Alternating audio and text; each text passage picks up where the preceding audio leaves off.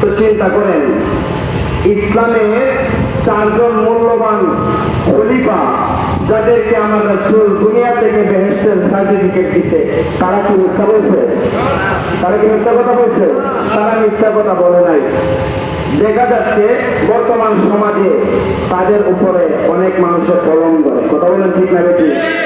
যারা সাহাবায়ে কেরামদের উপরে, দয়াল নবীজির মিলাদের উপরে, নবীজির সম্মানের উপরে, নবীজির জশ্নে জুলুসের উপরে কলম ধরে, তাদেরকে জুতা দিয়া বাড়ি দেওয়া ঈমানি দায়িত্ব। কথা বলেন ঠিক না বেশি?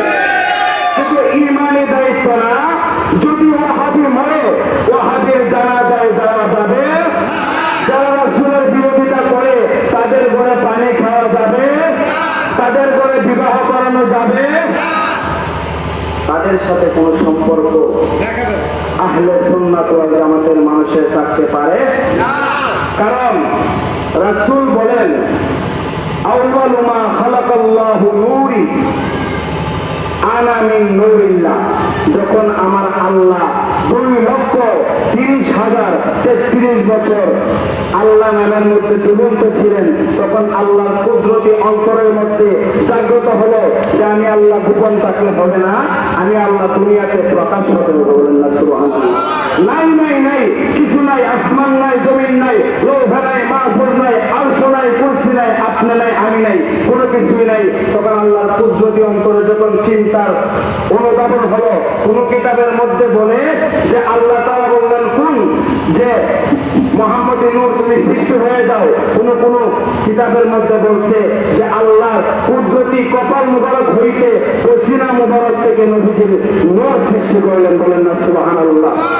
সেই নূর সৃষ্টি হয়ে সর্বপ্রথম বললেন লা ইলাহা ইল্লাল্লাহ, লা ইলাহা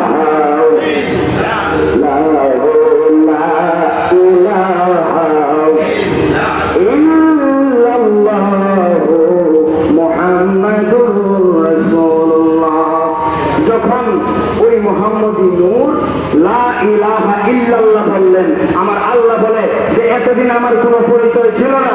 ওই নূর যখন লা ইলাহা ইল্লাল্লাহ বলছে, তখন ওই নূরের প্রতি খুশি হয়ে ওই নূরের নাম আমি দিলাম মুহাম্মদুর রাসূলুল্লাহ। কোনো কিছুই ছিল না। এখন দেখা যায় বিভিন্ন জায়গায় মসজিদে গেলে পরে লা ইলাহা ইল্লাল্লাহ মুহাম্মাদুর রাসূলুল্লাহ সাইনবোর্ড নাই। কারণ তারা বলে আল্লাহর নামের সাথে কারো শরীক করা যাবে না, যার কারণে লা ইলাহা ইল্লাল্লাহর পাশে মুহাম্মাদুর রাসূলুল্লাহ দেওয়া যাবে না। বিভিন্ন মসজিদ থেকে লা ইলাহা ইল্লাল্লাহ মুহাম্মাদুর রাসূলুল্লাহ কালেমার পতাকা তুলে নিয়েছে। কিন্তু একজন হিন্দু মানুষ যদি হিন্দু থেকে মুসলমান হতে চায়, তার অবশ্যই কালেমা পড়তে হবে। কথা বলেন ঠিক না বেশি? যদি পরে লা ইলাহা ইল্লাল্লাহ এই কথা বলার পরে যদি ওই লোকটা মারা যায়, সে কি হিন্দু না মুসলমান? বলেন হিন্দু না মুসলমান? তো লা ইলাহা ইল্লাল্লাহ পড়লে শুধু মুসলমান হওয়া যায় না, সাথে মুহাম্মাদুর রাসূলুল্লাহ স্লোগান যতক্ষণ পর্যন্ত আপনি না দিবেন ততক্ষণ পর্যন্ত আপনি মুসলমান। কথা পরিষ্কার কথা।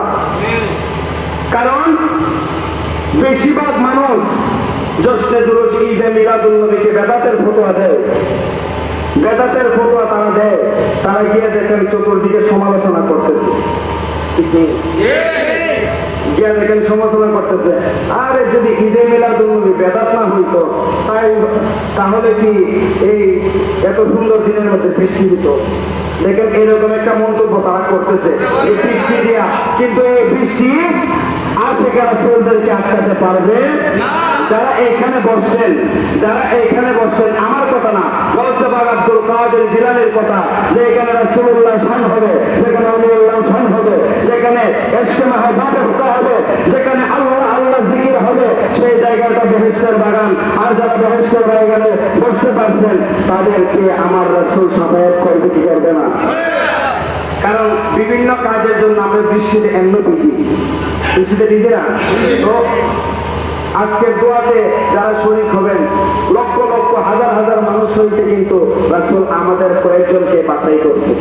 যাই হোক, এখানে আন্তরিকভাবে দুঃখিত, আমি চাইছিলাম আপনাদেরকে অনেক কিছু বলার জন্য, বৃষ্টির জন্য বিলম্ব করব না, যেন আল্লাহ তাআলা আজকের এই মাহফিলকে কবুল করে আমরা সকলে বলি আমিন। কারণ রাসূল কেমন নূর, রাসূল কেমন নূর। রাসূলের আম্মা বলে, যখন আমার সন্তান মুহাম্মদ দুনিয়ার জমিনে আসছে তখন জান্নাত থেকে আমার আল্লাহ 4 জন মহিলাকে নির্ধারিত করে দিয়েছে, বলেন না সুবহানাল্লাহ। জান্নাত থেকে 4 জন মহিলা রাসূলের আম্মার মাথা মুবারকের মধ্যে মালিশ করতেছে, পেট মুবারকের মধ্যে মালিশ করতেছে, পায়ের মধ্যে মালিশ করতেছে, একজন হাত পাকা দিয়ে বাতাস করতেছেন। রাসূলের আম্মা বলে, আল্লাহর কসম, যখন থেকে দিনও না রাত্রও না, যখন আমার মুহাম্মদ এই দুনিয়ার জমিনে তাশরীফ এনেছেন তখন অন্ধকার জগৎটা আলোকিত হয়ে গেছে, বলেন না সুবহানাল্লাহ। রাসূল বলে, কদ জাআকুম মিনাল্লাহি নূরু ওয়া কিতাবুম মুবিন, সর্বপ্রথম আমার আল্লাহ আমি রাহমাতুল লিল আলামিনের নূর সৃষ্টি করেছেন এবং কোরআনকে প্রেরণ করেছেন, বলেন না সুবহানাল্লাহ। কদ জাআকুম মিনাল্লাহি নূর ওয়া কিতাবুম মুবিন, একটা স্পষ্ট কোরআন দিয়েছি এবং স্পষ্ট নূর দিয়েছি। মুহাদ্দিস কেরামগণ বলেন সেই নূর হলো নবী মুহাম্মদুর রাসূলুল্লাহ সাল্লাল্লাহু আলাইহি ওয়াসাল্লাম। তো সেই নবীজির মিলাদ জানাতে যারা অস্বীকার করে তারা হলো আব্দুল ওয়াহাব নজদের বংশধর। কথা বলেন ঠিক জানেন কি? তারা আব্দুল ওয়াহাব নজদের বংশধর। তারাও কিন্তু জানে রাসূল নূর, তারাও কিন্তু জানে রাসূল হাজির নাজির, তারাও কিন্তু জানে রাসূল গায়েবের খবর জানে, তারাও কিন্তু জানে রাসূল মেরাজ শরীফে সশরীর মোবারক গিয়েছে, কিন্তু ওই যে দল নষ্ট হয়ে যাবে বিদায় তারা দুনিয়াতে প্রকাশ করে না। কথা বলেন ঠিক না? আল্লাহ রাসূল বলে, যখন আমি মেরাজ শরীফে গেলাম তখন আল্লাহ আর আমার মধ্যে এতটাই সম্পর্ক ছিল যে মধ্যখানে যদি একটা মাথার চুল পড়ে সেই চুলটা পড়ার কোনো সুযোগ নাই। আল্লাহ রাসূল এতটা নিকটবর্তী হয়েছিলেন, রাসূল মেরাজ শরীফে গেছে, যারা বলে রাসূল মাটি, জিবরাইল তো নূর, জিবরাইল নূর না মাটি? জিবরাইল তো নূর। জিবরাইল যখন আল্লাহ রাসূলকে দুনিয়া থেকে নিয়ে গেলেন কোথায়? আরশ কুরসি পর্যন্ত। জিবরাইলের 600 পাকা লাগে না, একটা পাকা যখন জিবরাইল যাত্রা দেয়, জিবরাইল 500 বছরের রাস্তা দেয়, বলেন না সুবহানাল্লাহ। সেই জিবরাইল কি ছোট না বড়? জিবরাইল ছোট না বড়? সেই জিবরাইল যখন আরশ কুরসি দেখেছে, যাওয়ার পরে বলে, ইয়া রাসূলুল্লাহ, ইয়া হাবিবাল্লাহ, আমি জিবরাইলের ক্ষমতা এখানে শেষ। তখন আল্লাহ কুদরতিভাবে রফ অর্থাৎ এটা একটা বাহন, কোন কোন কিতাবে আসছে এটা একটা কুরসি, কুরসি মানে বুঝতে তো চেয়ার, কোন কোন কিতাবে আসছে একটা চেয়ার। তখন আল্লাহ তাআলা কুদরতি চেয়ার দ্বারা রাহমাতুল লিল আলামিনকে আল্লাহ খাস কামরায় নিয়ে গেছে, বলেন না সুবহানাল্লাহ। আল্লাহর নবী রাহমাতুল লিল আলামিন আল্লাহর সঙ্গে দেখা করার যখন আল্লাহর খাস কামরার মধ্যে আমার আল্লাহ নিয়ে গেছেন, রাসূলের পা মুবারকের মধ্যে জুতা মুবারক ছিল। রাসূল জুতা মুবারক খুলতে চাইলেন, আমার আল্লাহ ডাক দেয়া করে, নবী গো, ইয়া রাসূলুল্লাহ, আপনার জুতা মুবারক খোলার প্রয়োজন নাই, আপনার জুতার দুলির জন্য আমার আরশ হয়েছে পাগল। নবীজির জুতার ধুলির জন্য আল্লাহর আরশ কুরসি পাগল। সেই নবীকে তুমি মাটি বলো, নিঃসন্দেহে তুমি মুনাফিক। কথা বলেন, যিনি নবীজির সম্মানকে তুচ্ছ করে নিঃসন্দেহে সে মুনাফিক। কারণ নবীজির চাচা ছিলেন আবু জাহেল, যিনি নবীজির দুশমনি করতেন। কি করতেন? দুশমনি করতেন। কিন্তু যখন আবু জাহেলের দাসী সোয়াইবা যখন গিয়ে খবর দিলেন, রে আবু জাহেল, দুনিয়াতে তোমার বাতিজা এসেছে, তখন আবু জাহেল খুশি হইয়া ওই দাসীকে শাহাদাত আঙ্গুল দ্বারা বলেছিল, যা আজকে থেকে এই খুশির কারণে তোকে আমি মুক্ত দিয়ে দিলাম। তখন এই মুক্তি দেওয়ার কারণে আবু জাহেল বলে যে যখন আমি কয়বরে গেলাম, কয়বরে আমি অমুসলিম হয়ে গেলাম, কাফের হয়ে গেলাম, কিন্তু ওই শাহাদাত আঙ্গুল দ্বারা যখন আমি আমার দাসীকে মুক্ত করলাম, আল্লাহ তাআলা প্রতি সোমবার দিন আমার কয়বরের আযাব হালকা করে দেয়। বলেন না? শুধু হালকা করে না, আমার এই আঙ্গুলের মধ্যে এমন একটা কুদরতি পানি দিচ্ছে, সেই পানিটা যখন আমি সোমবারে আঙ্গুলটা মুখের মধ্যে দিয়ে চুষা দিই, তখন আমার কাছে লাগে যে এটা জান্নাতের পানি। বলেন না সুবহানাল্লাহ। তো আবু জাহেলের মতো কাফের যদি একটা দাসীকে মুক্ত করার কারণে প্রতি সোমবার দিন আল্লাহ তাআলা রাসূলের খাতিরে, রাসূলের মহব্বতে যদি তার কয়বরের আযাবকে হালকা করে দিয়ে তার আঙ্গুল দ্বারা জান্নাতে পানি দিতে পারে, আমরা তো রাসূলের আশে। কথা বলেন ঠিক না? রাসূল মদিনা থেকে দেখতেছেন কিয়ামত পর্যন্ত দেখবেন, কাল হাশরের ময়দান যেদিন কায়েম হয়ে যাবে, হযরত আদম সফিউল্লাহ হতে ঈসা রূহুল্লাহ পর্যন্ত কারো কোনো কথা বলার সাহস থাকবে না। সেদিন নবীজি সিজদায় পড়ে বলবে, ইয়া হাবলি উম্মতি, আল্লাহ তুমি আমার উম্মতকে maaf করো। তখন আমার আল্লাহ ডাক দিয়ে বলবে, ইয়া রাসূলুল্লাহ, ইয়া হাবিবাল্লাহ, তাড়াতাড়ি আপনি সিজদা থেকে উঠেন। নবী গো, এই জান্নাত, এই জাহান্নাম, এই হাশর তো আমি সাজাইছি আপনার রাহমাতুল লিল আলামিনের সম্মান বোঝানোর জন্য। বলেন না সুবহানাল্লাহ। ইয়া রাসূলুল্লাহ, আপনি উঠুন, ওই কুরসির মধ্যে আপনি বসুন, আপনার যাকে ভালো লাগে তাকে নিয়ে আপনি জান্নাতে যাবেন। বলেন না সুবহানাল্লাহ। সুবহানাল্লাহ আলহামদুলিল্লাহ লা ইলাহা ইল্লাল্লাহ সুবহানাল্লাহ আলহামদুলিল্লাহ লা ইলাহা ইল্লাল্লাহ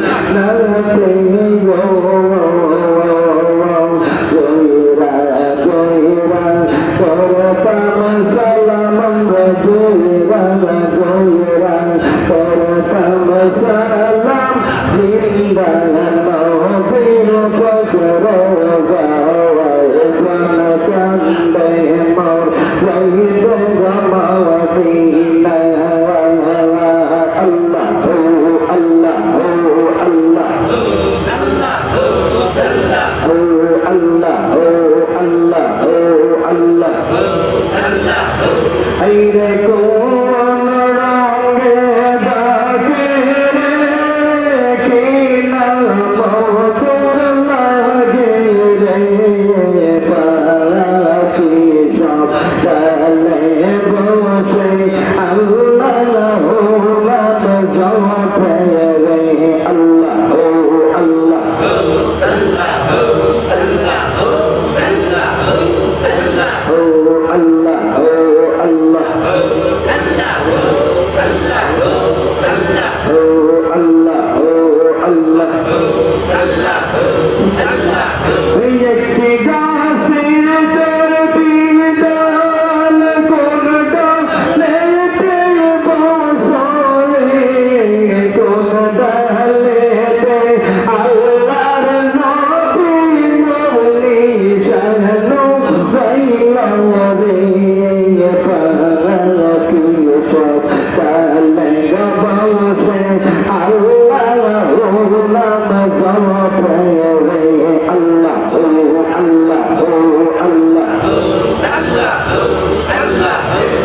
চাইয়া দেখো মদিনাতে আয়েশা বিবির মহলেতে জলমল জলমল করে গনিশান আল্লাহ নাম জপবে পাকি সব চলে বসে আল্লাহ নাম জপবে আল্লাহ আল্লাহ আল্লাহ আল্লাহ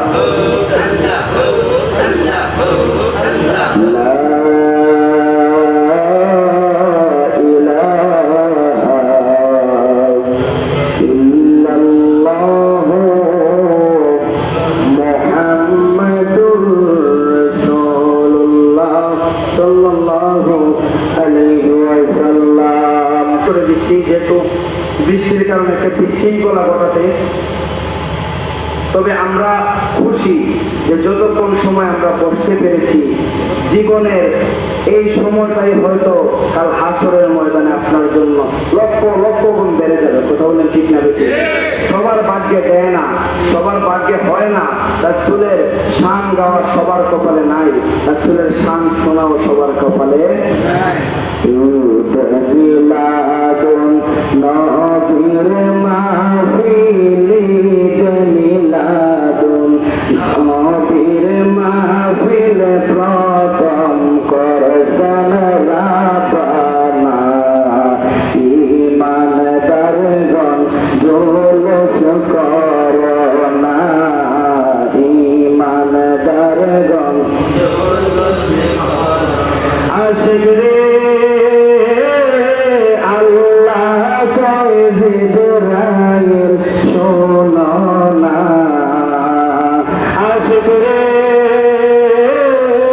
আল্লাহ কয় জিবরাইল শোনো না আসমান সাজাও জমিন সাজাও আসমান সাজাও জমিন সাজাও সাজাও বেহেশত খানা ঈমানদারগণ জুলুস করোনা ঈমানদারগণ জুলুস করোনা ঈদ মিলাদুন নবীর মাহফিল ঈদ মিলাদুন নবীর মাহফিল প্রথম করছেন রাব্বানা ঈমানদারগণ মুমিন রে সূরা আলে ইমরানে আছে ঘোষণা আশিক রে সূরা আলে ইমরানে আছে বর্ণনা মিলাদুন নবীর অঙ্গীকার নিলেন আল্লাহ মিলাদুন নবীর অঙ্গীকার নিলেন কানার দলে দেখে না ঈমানদারগণ সবাই একবার বলবেন ইয়া রাসূলুল্লাহ, একবার মুহাব্বত বলুন ইয়া হাবিবাল্লাহ। আমরা সবাই নবী চাই কি চাই না? আর মুহাব্বত বলুন চাই কি চাই না? তো সবাইকে নিয়ে মোনাজাত করবো যেন আল্লাহ তাআলা এই মিলাদুন নবীকে উসিলা করে ডানে বামে সামনে পিছনে অসংখ্য কবরস্থানে আমাদের মুর্দাগুলা শুয়ে আছে। আজকে যারা এখানে বসছেন, এটা মানে আমার কোনো বানানো কথা না, স্বয়ং আল্লাহ রাসূল বলে যে যেখানে গেলে স্বয়ং আল্লাহর গুণগান গাওয়া হয়, যেখানে গেলে আল্লাহ আল্লাহ জিকির করা হয়, রাসূলের মহব্বতে যে স্থানটা, সেই স্থানটা তো বেহেশতের বাগান। তো বান্দা তুমি যখন ওই স্থানে বসবা, তখন তোমার মুর্দাগুলো চতুর্দিকে ঘোরাফেরা করে যে দেখি আমার কোনো আওলাদ আছে কিনা, যে আজকে দয়াল আল্লাহর কাছে দুইটা ভিক্ষার হাত বাড়াইয়া আমার জন্য দোয়া করবে। তো সবাই আমরা মোনাজাতে এটাই চাইবো যেন এই মিলাদুন নবীকে উসিলা করে আল্লাহ তাআলা যেন আমাদের সকলের জিন্দা মুর্দার জীবনের গুনাহ যেন আল্লাহ মাফ করে সকলে পড়ে আমিন। أستغفر الله ربي من كل ذنب وأتوب إليه لا حول ولا قوة إلا بالله العلي العظيم أستغفر الله ربي من كل ذنب وأتوب إليه لا حول ولا قوة إلا بالله العلي العظيم أستغفر الله ربي من كل ذنب وأتوب إليه لا حول ولا قوة إلا بالله العلي العظيم توبوا إلى الله توبة نصوحا أستغفر الله إن الله غفور رحيم اللهم آمين ربنا ظلمنا أنفسنا وإن لم تغفر لنا وترحمنا لنكونن من الخاسرين فضلك يا محمد مصطفى की वास्ते सैयद الكونين शाह अंबिया की वास्ते कदीरा कुदरत जाने वर्ष जाने अतुनी मुर्दरा तो जाने बश्ते जिंदा रहे जाकुनी तुम्हें बिने करो कैसे अल्लाह कोरी मुरुद তুমি বিনে কে বুঝিবে আমরার মনেরই আপায় মাজারে আছে আল্লাহ কবরে মাফ করে দাও দয়াল নবীর ইজ্জতে আব্বা নাই রে আম্মা নাই রে জান দুনিয়ায় কবরেরই বন্ধু নবী মাসুম মাবুদ ও আমার আল্লাহ আপনার কুদরতি নজর দিয়ে তাকায় দেখেন এই দৌলতপুর পবিত্র ঈদ মিলাদুন নবী সাল্লাল্লাহু আলাইহি ওয়াসাল্লামের মাহফিলে আল্লাহ আপনার বেহেশতের বাগানে আল্লাহ জোর বৃষ্টিকে উপেক্ষা করে আপনার জয় মায়ের বন্দাগুলা আল্লাহ এই এলাকার মা বোনরা আমার সঙ্গে যারা হাত বাড়াইল আল্লাহ আমার মতো গুনাহগার দুনিয়ার জমিনে নাই আল্লাহ এই জামাতে যার হাত কানা আপনার পছন্দ হয় তার হাতের সাথে আমার হাত কানা কবুল আর মঙ্গল করিয়া নেন এই জামাতের পক্ষ হতে লক্ষ কোটি তার চাইতে বেশি দুরূদ এবং সালাম হায়াতুন নবী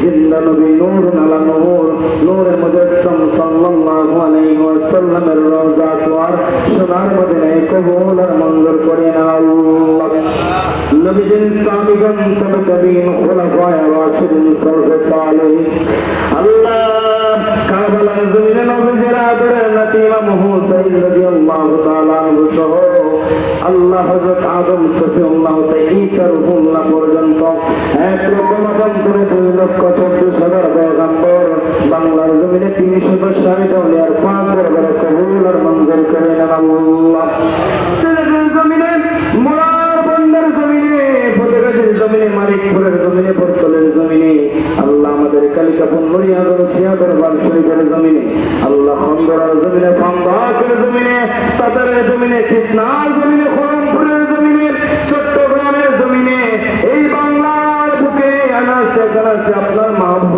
আল্লাহ যে যেখানে শুয়ে গেছেন সবার রূহ মুবারক আজকের হাদিয়া কবুল আর মঞ্জুর করে নেন আল্লাহ আল্লাহ সন্ধ্যা হতে এখন পর্যন্ত আপনার হাবিবুল্লাহর শানে যতটুকু আলোচনা হয়েছে সবাইকে আপনি সেই বোঝ তৌফিক দান করে দেন আল্লাহ।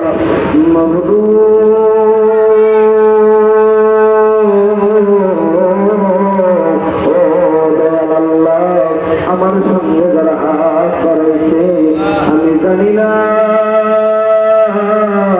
কারে জানি আমার মতো আদরের আব্বা দুনিয়ার জমিনে না আল্লাহ।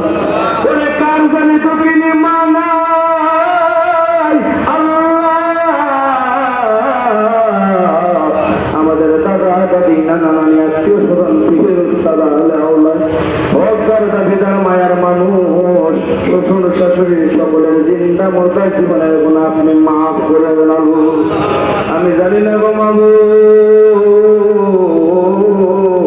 আল্লাহ, এই বৃষ্টির মধ্যে ভিজে আপনার মায়ার বন্ধাগুলো বৈশা আছে আল্লাহ। কে কোন আসনে হাত বাড়াইল আল্লাহ, কার ছেলে নাই কার মেয়ে নাই আল্লাহ, আল্লাহ কার বিবি নাই আল্লাহ, কার আব্বা নাই কার আম্মা নাই আল্লাহ, কার বাড়ি নাই কার ঘর নাই আল্লাহ। আপনি আপনার মায়ার বন্ধাগুলার হাত কানারে কবুল আর মঞ্জুর করেন আল্লাহ। আমার সঙ্গে যারা হাত বাড়াইল এই জামাতে যার দুনিয়ার হায়াত কমে গেছে আপনি হায়াত বাড়াই দেন আল্লাহ। আল্লাহ যার রিজিক কমে গেছে রিজিক বাড়াইয়া দেন আল্লাহ। যারা ঋণগ্রস্ত আছে ঋণ পরিশোধ করার তৌফিক দান করে দেন আল্লাহ। যারা দুনিয়ার অসুস্থতায় ভুগতেছেন আপনার উপর কোন ডাক্তার নাই কবিরাজ নাই আল্লাহ, আল্লাহ আপনি আমাদের ডাক্তার কবিরাজ হইয়া দুনিয়ার রোগ থেকে আমাদেরকে মুক্ত দান করে দেন আল্লাহ। আমরা কেউ নাই আল্লাহ জগৎ সংসারে থাকলে কি আর কান্দি গো মওলা তোমার দরবারে আমরা কেউ নাই। মা গেল বাবা গেল কবরের মাঝারে, মা গেল বাবা গেল কবরের মাঝারে। ওই আমরা রত ডাকা শিখবে যাইতে কবরের ভিতরে আমরা কেউ নাই। সবাই মহব্বত করেন আল্লাহ, আর মহব্বতে রাখেন আল্লাহ। আল্লাহ তুমি আমার জীবনের গুনাহ মাফ করো আল্লাহ, আল্লাহ তোমার রহমতুল লিল আলামিনের খাতিরে মাফ করো আল্লাহ। আল্লাহ তুমি মাফ না করলে বেকার পর্যায়ে যাব আল্লাহ, আল্লাহ তুমি ছাড়া তো কেউ নাই আল্লাহ, আল্লাহ তুমি আমাদেরকে মাফের গোলাম হিসেবে কবুল করো আল্লাহ, আল্লাহ তোমার মায়ের বান্দা হিসেবে কবুল করো আল্লাহ।